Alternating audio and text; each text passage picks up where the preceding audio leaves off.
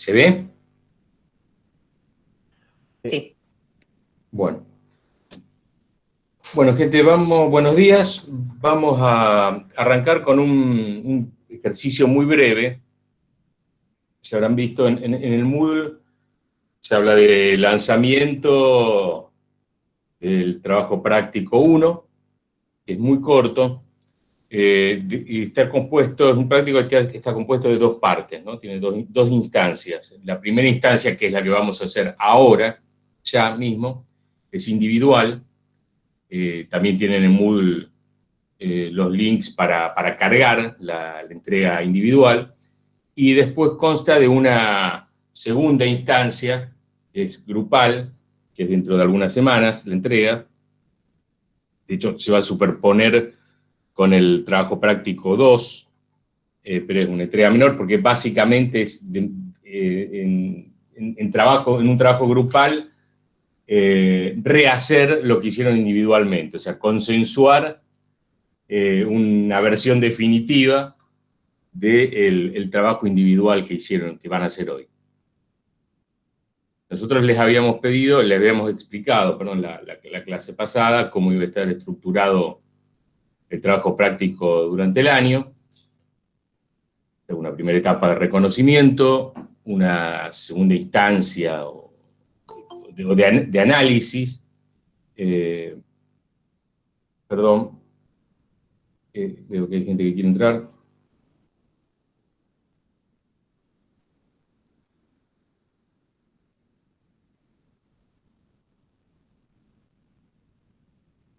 No.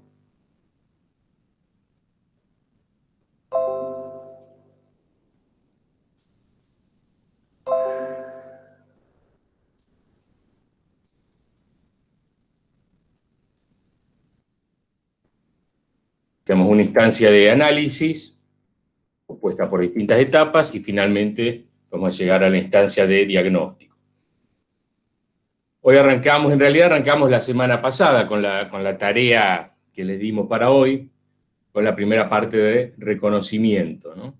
Y hoy nos vamos a concentrar vamos a lanzar, estamos haciéndolo ahora, de hecho, la etapa 1 sobre la estructura visual, tiene que ver con el paisaje urbano, y en la segunda mitad de la mañana, Nico va a presentar la etapa 2, que es de relevamiento y de utilización del GIS, del programa GIS. Pero ahora vamos a concentrarnos en esto. Nosotros les habíamos dado como tarea recorrer el área, que era esta, delimitada por calle Mendoza, Paraguay, Tucumán al norte y el río Paraná. Caminarla, recorrerla, los que no están en Rosario, recorrerlo aunque sea virtualmente, que no es exactamente lo mismo ni lo ideal para este ejercicio, pero bueno, es una forma de alguna manera de resolver este pequeño inconveniente. Roberto, perdón, están avisando que alguien quiere entrar. Si querés me sumo. Y podés salir y entrar, sí, porque yo no lo veo. Sí, ok. Gracias. Les habíamos pedido que recorriesen el área de distintas maneras, tal vez una o dos veces, o con una vez.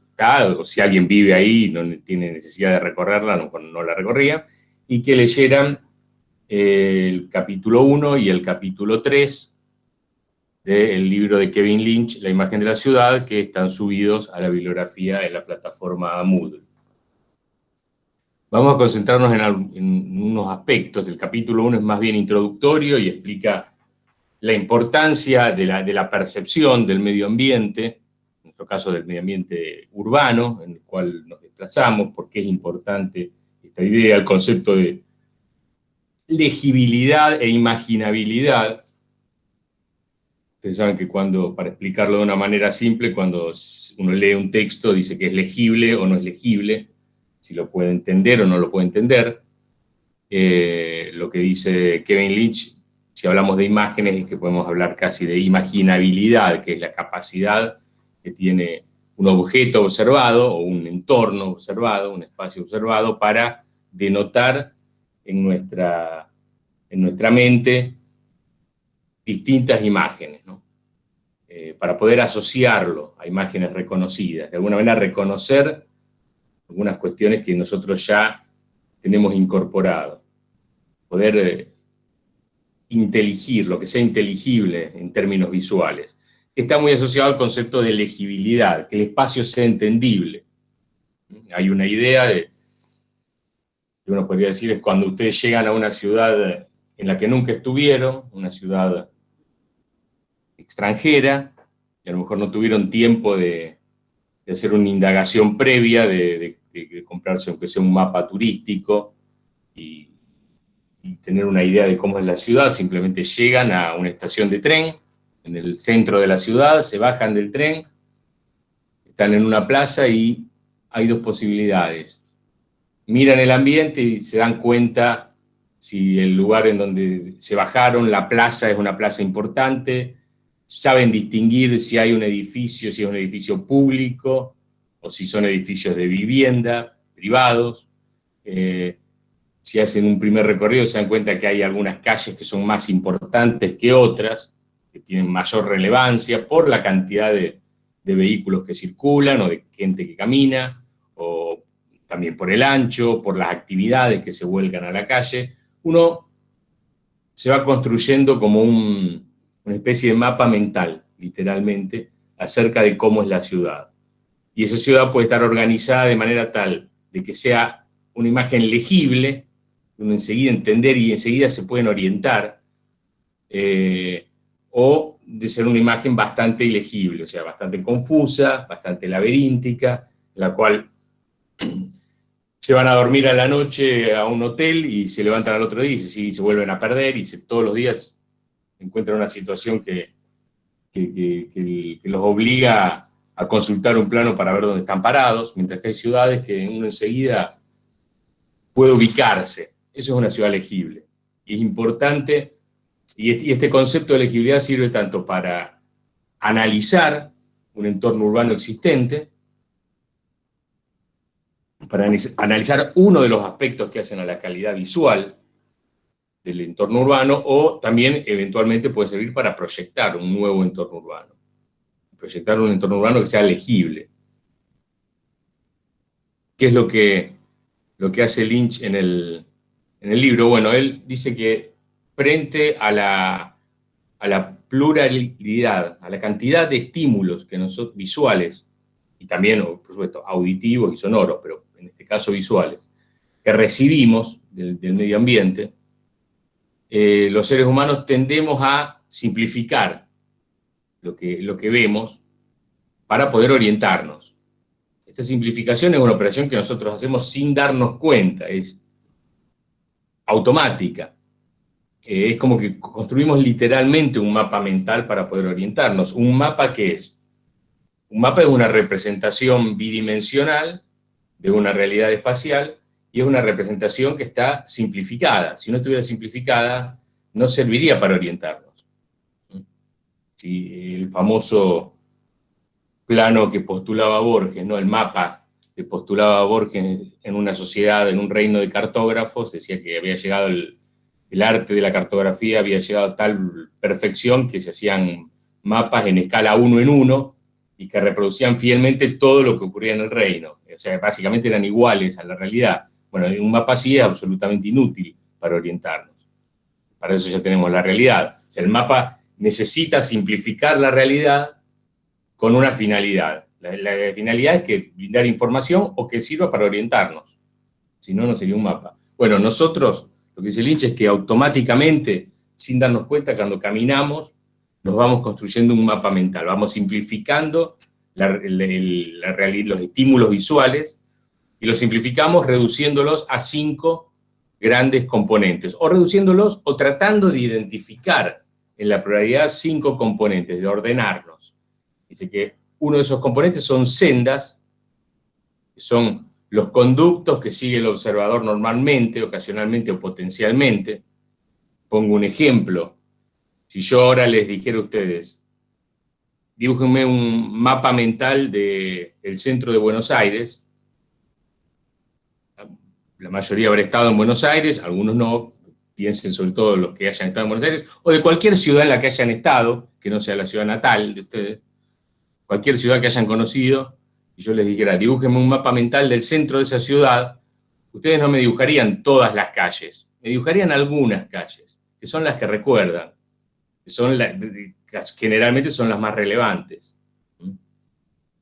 Si fuera Buenos Aires, dirían, bueno, dibujamos calle Corrientes, Avenida Corrientes, dibujamos Avenida Santa Fe, Avenida de Mayo, pero no vamos a dibujar todas, vamos a dibujar Callao, vamos a dibujar la 9 de Julio, Florida. Damos una idea de cuáles son esas sendas.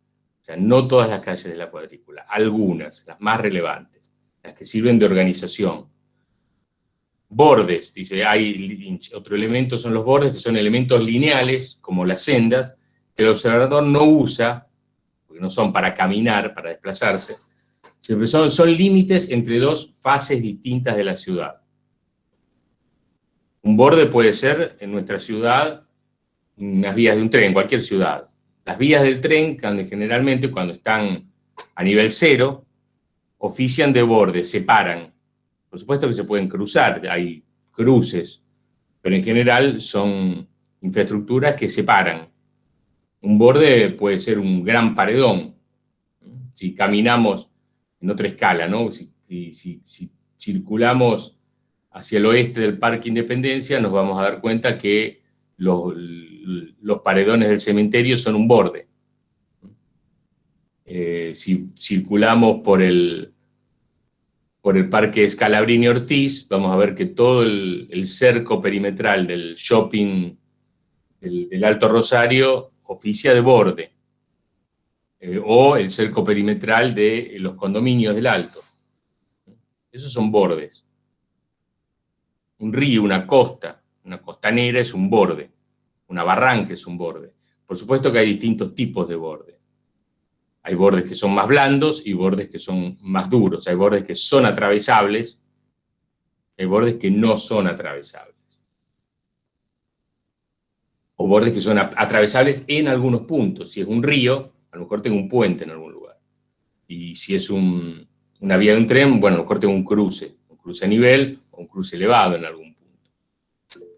Hay sectores, también dice Lynch, que son secciones de la ciudad, áreas, partes de ciudad que pueden tener distintas dimensiones. Roberto, perdón, Sí. interrumpo a Augusto, porque vos sé que no lo ves. Augusto hasta levantó la mano. ¿Querés hacer una consulta? Sí, te quiero preguntar algo, porque vos nombrás los bordes como algo que no se puede caminar. Pero, Sí. por ejemplo, no sé, imagino, el piso que no está planificado, que nosotros conocemos como zona verde en una plaza, ¿no funciona como borde para peatones que van caminando por la vereda? ¿O tiene que ser Sí. lo que no se camina? Bueno, podría ser. Hay, incluso Kevin Lynch lo dice, esta es la definición de borde que da él al principio cuando define lo que es un borde, pero después en los análisis que hace en el libro, en algunos momentos también menciona que hay veces que una senda puede oficiar de borde. ¿En qué sentido? Y generalmente es muy común decir yo vivo al sur de Pellegrini o al norte de Pellegrini. Es como que de alguna manera Avenida Pellegrini me está señalando dos fases de la ciudad distintas. Lo que está al norte de Pellegrini, entre bulevares, al norte de Pellegrini y al este de Oroño, es lo que conocemos como el área centro. Vivo al sur de Pellegrini y ya digo, no, estoy viviendo en el barrio. Hay una diferenciación y de alguna manera Pellegrini es una senda, claramente, pero también es un borde. Pero por supuesto, como borde, es un borde muy blando, no es el río Paraná, es un borde que se puede atravesar en cualquier esquina. Pero está señalando un cambio de fase. Acá hay bordes que son más blandos. De cualquier manera, el ejemplo que vos acabás de tirar, dice no pisar el césped en una plaza, es ya sería analizar una escala micro. ¿Entendés? Nosotros acá vamos a analizar, podría servir como idea si yo dijera vamos a utilizar los 5 elementos de Lynch para analizar lo que ocurre dentro de una plaza. Pero generalmente los componentes de Lynch no se usan para analizar algo de una escala tan reducida como una plaza. Se usan para analizar una ciudad o un sector de una ciudad. ¿Se entiende? Entiendo. Si nosotros, y acá vamos a la precisión del mapa. Si yo te hago un mapa del centro de Rosario y te pongo Plaza Pringles, no te voy a dibujar adentro del mapa, es decir, acá hay suelo, esto no se puede pisar. Claro. Si empezara a dibujar eso dentro del mapa, el mapa sería ininteligible. Yo pongo información que sirve en función de la escala del mapa. ¿Se entiende? Entiendo. Creo que O sea hicieron que otra lo que pregunta. vos estás diciendo está bien, pero no te obsesiones porque ahora vamos a trabajar con nuestra área de estudio. O sea que los límites internos de una plaza tampoco nos sirven demasiado. Si encontrás un paredón en una cuadra porque hay un terreno baldío grande, tampoco es relevante en la escala en la que nosotros estamos trabajando.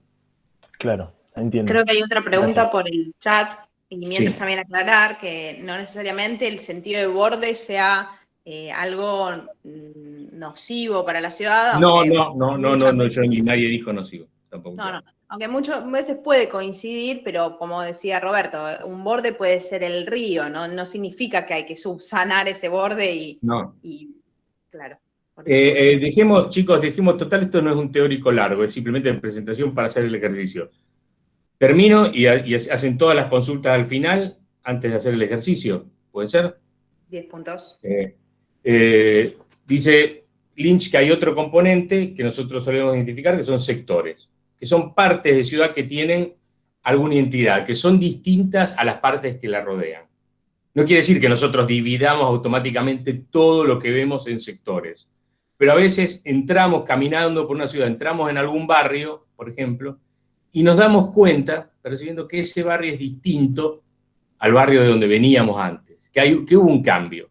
A veces ese cambio se da porque el tipo de construcción es distinta, ¿no? Si camino, por ejemplo, por algunos sectores, el sector histórico de Fisherton, en Rosario, que tiene grandes parcelas, hay un predominio de lo verde, tanto en el espacio público como en el espacio privado, pues son casas ajardinadas, son viviendas unifamiliares que están separadas de las medianeras y del frente edificado.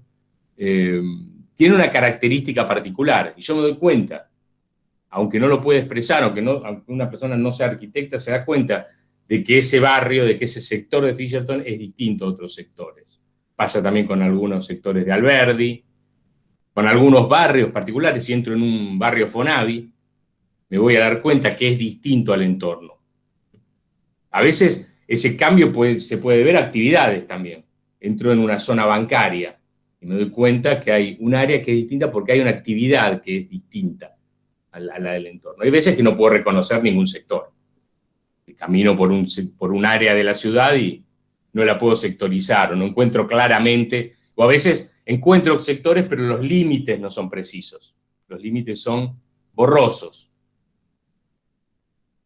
Y hay otro elemento que menciona Lynch que son nodos, que son puntos de una ciudad en donde confluyen personas, básicamente, donde se da una concentración importante de personas. Puede ser un cruce importante de calles, donde confluyen vehículos, confluyen personas. Manejando en autos o caminando.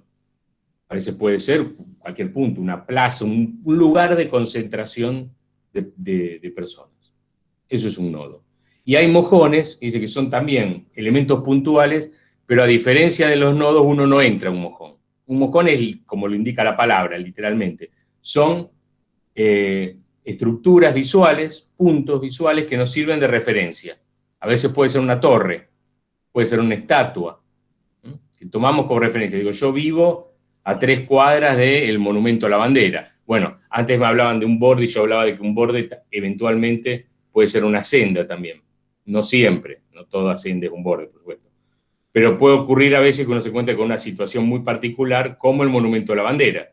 El Monumento a la Bandera es un mojón, claramente, pero también en determinados días, no todos los días y a todas las horas, pero en determinados días, funciona como nodos, se hacen espectáculos adentro, porque tiene una configuración, un diseño arquitectónico particular que permite entrar en él y está pensado como un teatro, ¿no? Al aire libre. Pero si vamos a Buenos Aires, uno podría decir claramente que el obelisco es un mojón, pero no es un nodo. Uno puede entrar al obelisco, pero se entra de a 1, de a 2, no más. y no está abierto al público, creo. Así que es claramente un mojón en un nodo, pero es un mojón que está metido en Buenos Aires adentro de un nodo, que es la intersección de la avenida 9 de Julio y la avenida Corrientes. Entonces, es un mojón adentro de un nodo. Lo que hace Lynch en su libro es muestra algunos ejemplos de la década del 60, este es uno de los ejemplos que él más trabaja, que es el de la bahía de la ciudad de Boston, y hace distintos mapas mentales. Hay veces que son mapas mentales que construye él mismo con sus colaboradores de la ciudad, o hay veces que son mapas mentales que ellos van construyendo a partir de entrevistas que les hacen a los habitantes de la ciudad, y van preguntándole a los habitantes de la ciudad, descríbame el centro de la ciudad de Boston, descríbame esta área, y la gente les va contando cómo es el área, y ellos van construyendo a partir de esas entrevistas cómo es el mapa mental del habitante promedio de Boston. Un típico mapa mental sería este, ¿no? Esto que vemos acá es esta imagen, ¿no? No sé si identifican la bahía que está en el costado, está cambiado el sentido de la imagen. Y va identificando distintos elementos, sendas, bordes, nodos. Él habla de barrios, que serían sectores.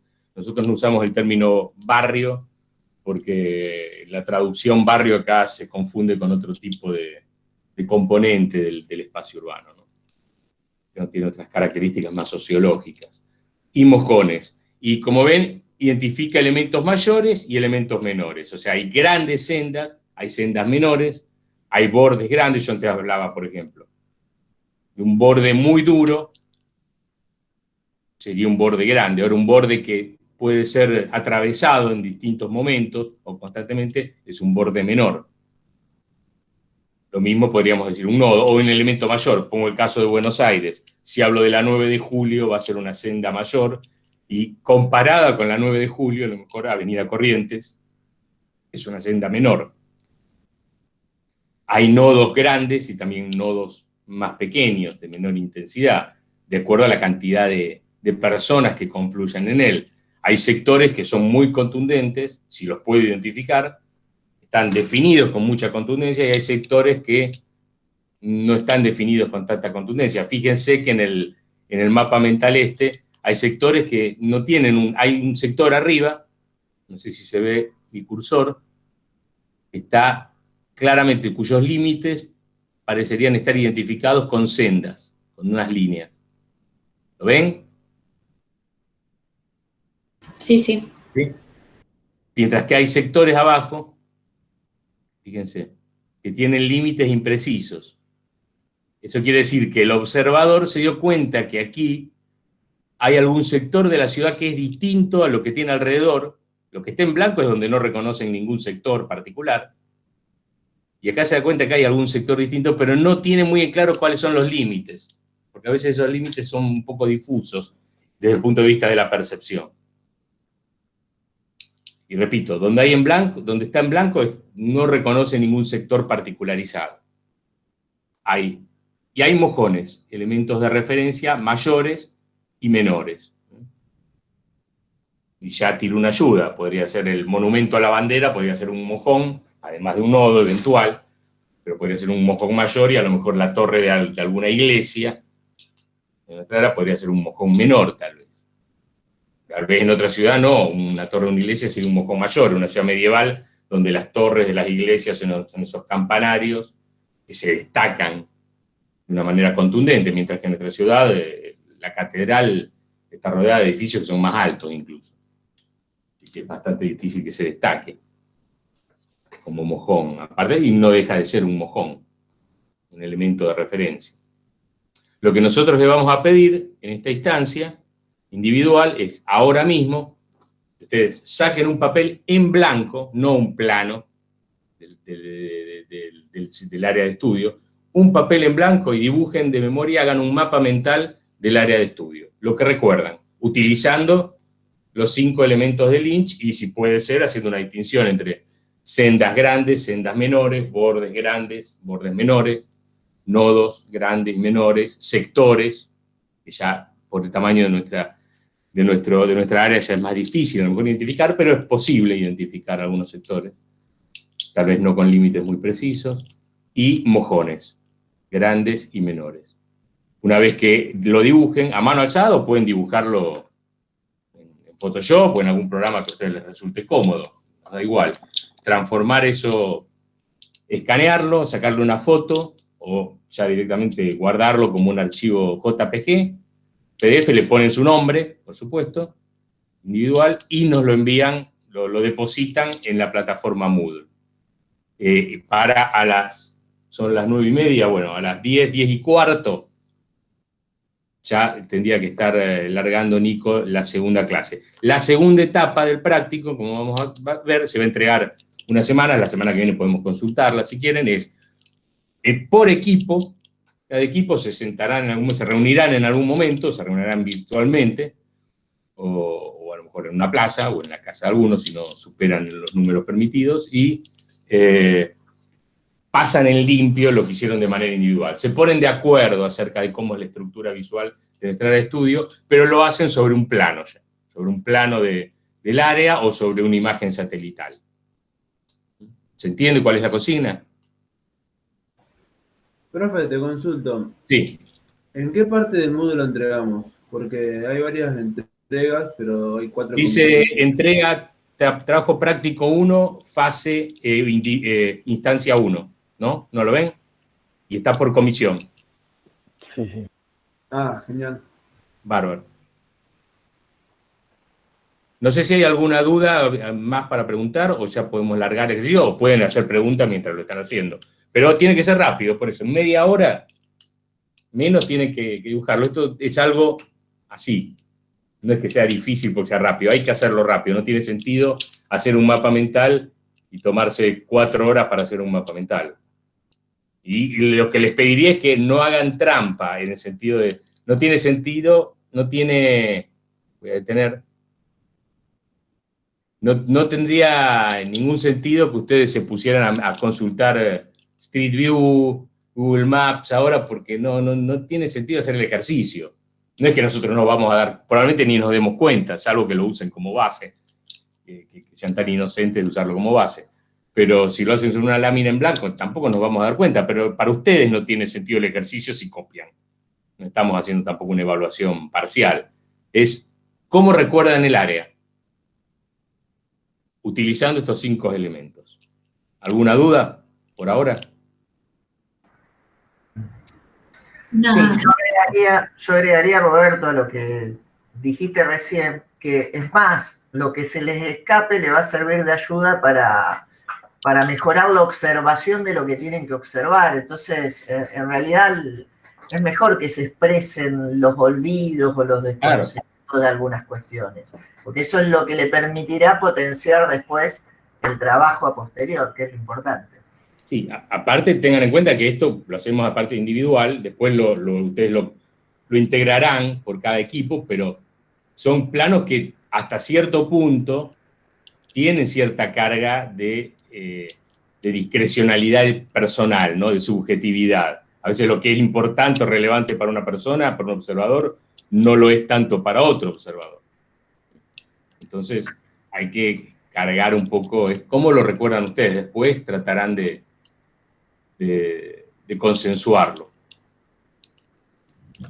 Una aclaración, a los alumnos que no tienen grupo, que vi que había 2 al menos conectados, hagan la entrega en la comisión 1 de Ana Cicchini. Después vemos la organización de los grupos, pero... Bueno, acá me preguntan si para la gráfica tienen que usar referencias parecidas a las que use el autor o eligen ustedes. Como ustedes quieran, pueden tomar el mismo tipo de gráfico de representación que usa Lynch, o pueden inventarse uno ustedes. Lo que invéntense es un código que sea identificable. Pueden usar colores si quieren, lo pueden hacer en color, también al plano, no necesitan hacerlo en blanco y negro, pero pueden ustedes inventarse un código por cada elemento y ponerlo. Lo que sí me olvidé de decir, traten de ponerle alguna referencia personal a ustedes, porque a veces dicen mojón, ponen mojón y pongan al lado monumento a la bandera, senda, pongan qué calle es, si se acuerdan, el nombre de la calle, porque si no a veces se hacen estos planos hechos a mano se hacen muy difíciles de corregir, ponen mojón, nodo, y uno dice, ¿qué está marcando acá como mojón o como como nodo. O sea, póngannos al lado, plaza tal, esquina de tal y tal, edificio tal. Traten de poner alguna referencia para que nosotros podamos orientarnos. Bueno, listo, lo dejamos ya. Yo les diría... Una pregunta. Sí. ¿El mapa se puede hacer digital? Sí, dije que sí, exactamente, Buenísimo. lo pueden hacer digital, no hay problema. Mientras sea con fondo blanco, en una página en blanco. Y lo entregan en JPG o en PDF. A las 10, mejor dicho, estamos entregando 20 minutos. Para el plan de sobra el tiempo, un área chica. Roberto, Sí. termina la grabación, así quedan 2 videos separados.